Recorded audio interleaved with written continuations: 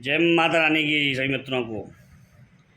दोस्तों, महाकाली की एक अलग और स्पेशल साधना आपको दे रहा हूँ। छोटी सी है, ज़्यादा बड़ी नहीं है और कोई भी कर सकता है। इसमें कोई दिक्कत नहीं है, ज़्यादा क्लिष्ट उपाय नहीं है।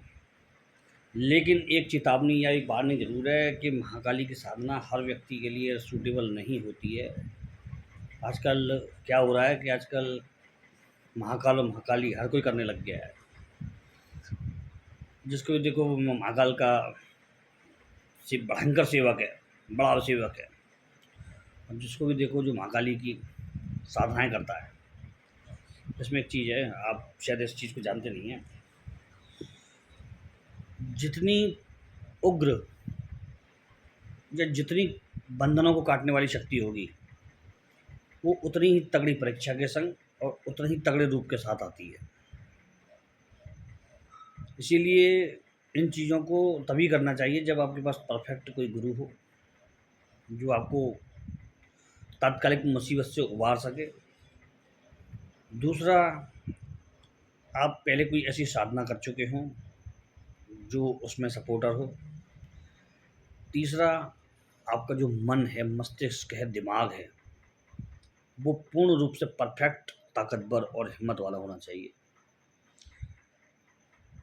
टोटल इमेजिन के आधार पर डरने वाला नहीं होना चाहिए, क्योंकि कई लोग इमेजिन करके ही डर जाते हैं। कल किसी चीज़ की पूजा स्थल में धूपबत्ती का धुआं होता है, लहराता है, अचानक उनकी आँख खुलती है, ध्यान लगाते लगाते जी क्या चीज़ है, डर जाते हैं। ऐसा नहीं होना चाहिए। आप जो चीज़ कर रहे हैं उसके बारे में आपको परफेक्ट पूरी नॉलेज होनी चाहिए, तो इस चीज़ में आप चल जाएंगे, अन्यथा आप फेल हो जाएंगे। दोस्तों, ये आपको थोड़ा सा ध्यान रखने वाली बात है। कई लोग क्या होता है कि जोश जोश में कोई भी साधना, कोई भी पूजा बड़ी, कोई भी चमत्कारी सिद्धि, ये सोच करके कि हमें नाना प्रकार के चेटक दिखेंगे, चमत्कार दिखेंगे, उठा लेते हैं। कतई ना करें ऐसा, अन्यथा आपको उसके दुष्परिणाम भोगने होंगे।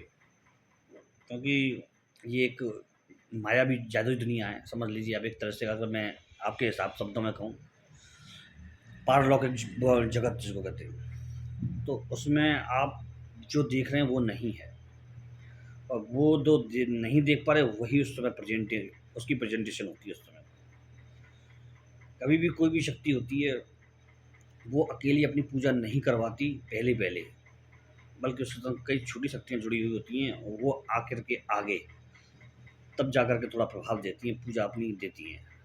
तो ये चीज़ें सब लोगों को समझनी चाहिए। महाकाली के जो भी प्रयोग हैं वो सारे के सारे प्रचंड और तगड़े होते हैं। काल भैरव के जो भी प्रयोग हैं वो सारे के सारे तगड़े प्रचंड होते हैं। हनुमान जी में इसमें थोड़ा सा विभाजन है। हनुमान जी में जो हनुमान जी और हनुमान जी हैं वो सौम्य रूप है, बालाजी सौम्य और उग्र दोनों हैं, और पंचमुखी हनुमान है वो अति उग्र हैं। ठीक है ना, तो ये थोड़ा सा कॉम्बिनेशन है। तो ये सब चीज़ें आपको जब समझ में आए, आपको लगे कि हाँ मुझे कोई इसका साइड इफ़ेक्ट नहीं होगा, और अगर होगा तो मैं झेल जाऊँगा, मैं समझ जाऊँगा, गुरु से आज्ञा हो, सब तरह की पकड़ हो। क्योंकि देखिए, मैं आपको भटकाने के लिए नहीं करता। एक मैं आपको एक छोटा सा एक वो देता हूँ। बहुत समय पहले की बात है, एक व्यक्ति बंदा आया था, 2009 की बात है। ये बंदा आया था, वो महाकाली की सेवा उसने कहीं से ली थी, किसी बुक से। बुक थी उसके पास, बाजार में मिलती है ना, 20-25 रुपए की सस्ती वाली बुकें आती हैं, छोटी छोटी मोटी मोटी बनी होती है, मोटे कागज़ की। तो कहीं से लेकर के किसी ने छाप को उस बुक को निकाल दिया था। और क्या होता है मित्रों, उसके आधार पर उसने सेवा की। उसमें एक मंत्र लिखा था, उस मंत्र को किया। उस मंत्र को उसने जो लिया था उस बुक के हिसाब से, उसमें जो भी बताया था उस समय के हिसाब से लिया था। तो उसमें थोड़े 2-4 दिन में ही उसको एक चीज़ अनुभव हुई कि जिस महाकाली की जो साधना कर रहा है, जिस मंदिर में जहाँ महाकाली की मूर्ति है, उसके पीछे से कोई शक्ति निकलती है, और धीरे धीरे वो ध्यान लगा के पूजा कर रहा है, मतलब आंख बंद है उसकी, तो उसे लगता है कुछ शक्ति निकल रही है, और वो आकर उससे टकरा जाती है। दोस्तों, उसके शरीर में उस दिन से थोड़ी विचित्र अकड़न गर्दन बार बार हिलना मुड़ना, ये चीज़ें हो गई। अब इस चीज़ को वो तय नहीं कर पा रहा था कि ये पॉजिटिव हुआ या नेगेटिव हुआ, ये क्या हुआ। बहुत जगह भटक लिया क्योंकि उसने साधना किसी से ली तो थी नहीं। अगर कोई उसे बताने वाला होता तो उसके नेगेटिव पॉजिटिव पॉइंट भी समझाता उसे। तो उसके बाद क्या हुआ मालूम है दोस्तों, उसको ये चीज़ परमानेंट हो गई, इसको कोई सही नहीं कर पाया। मेरे पास आया था, मैंने कि भाई ये तो आपने कोई साधन कोई चीज़ ऐसी करी है तगड़ी उग्र हो जो आपको झेल नहीं पाए और उसका परमानेंट आपके जीवन में फिर वो आ गया है, शरीर पर आपके इफेक्ट। तो उसने फिर बताया ये बात, तो मैं उसी की चीज़ पूरी की पूरी उसी की जवानी आपको बता दिया मैंने। तो ऐसा भी होता है कभी कभी। उद्देश्य डराना नहीं, उद्देश्य आपको सचेत रखना ताकि अच्छा करने की बजाय उल्टा ना बुरा ना हो जाए। कोई भी साधना कभी नुकसानदायक नहीं होती, हमारी क्रिया जो बिगड़ती है वो नुकसानदायक होती है। कोई भी पूजा कभी नुकसानदायक नहीं होती, बल्कि हमारा जो उसको लेकर के हिसाब या तरीका होता है वो नुकसानदायक हो जाता है। ठीक है ना। तो सिंपल सा वे है आपको,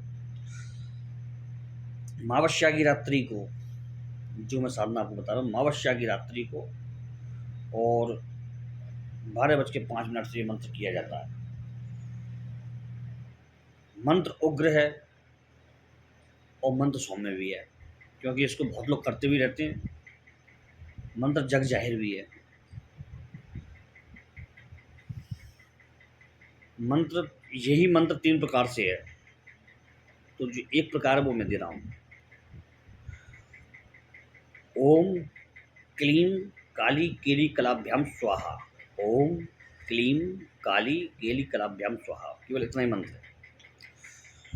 21 माला रोज का इसका विधान होता है। 3 तरह के इसके विधान है, उसमें एक एक जो बढ़िया विधान है वो 21 माला रोज का विधान है। केवल 11 दिन तक की जाती है, उसमें इसके तगड़े अनुभव हो जाती हैं। सिद्धि के लिए इसे ना करें तो बेहतर है, क्योंकि माता काली अपनी सिद्धि कभी नहीं चाहती।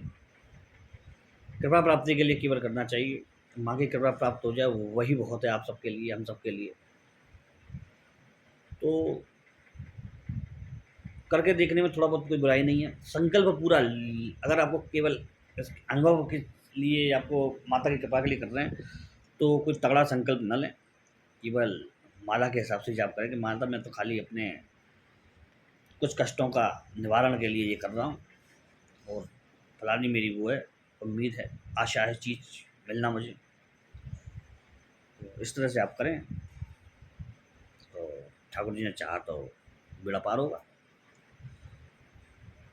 काली के चमत्कारी मंत्रों में होता है ये मंत्र, और पूर्व पूर्व दशा रहती है। घेरा लाल या काला आसन होता है।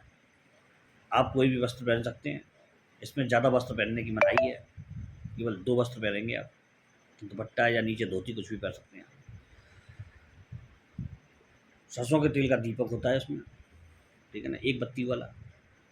माला आप रक्त चंदन ले सकते हो उसमें, रुद्राक्ष ले सकते हो उसमें, काली हकीक ले सकते हो उसमें, माला ये चल जाएंगी इसमें। हकीक की माला भी चल जाएगी इसमें, और स्फटिक की माला भी चल जाएगी इसमें।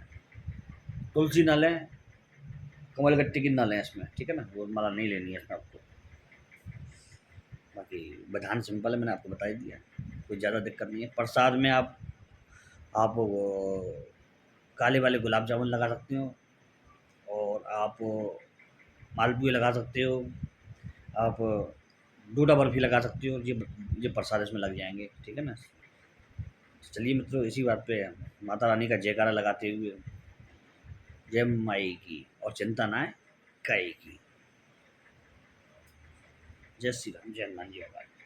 आपको थोड़ी जानकारी दी, बहुत लोग काली के बारे में कह रहे थे मुझसे, थोड़ी सी एक छोटी सी चीज़ डालिए और उसके साथ जानकारी दीजिए हमें थोड़ी सी कि हमें इसको करना चाहिए कि नहीं करना चाहिए।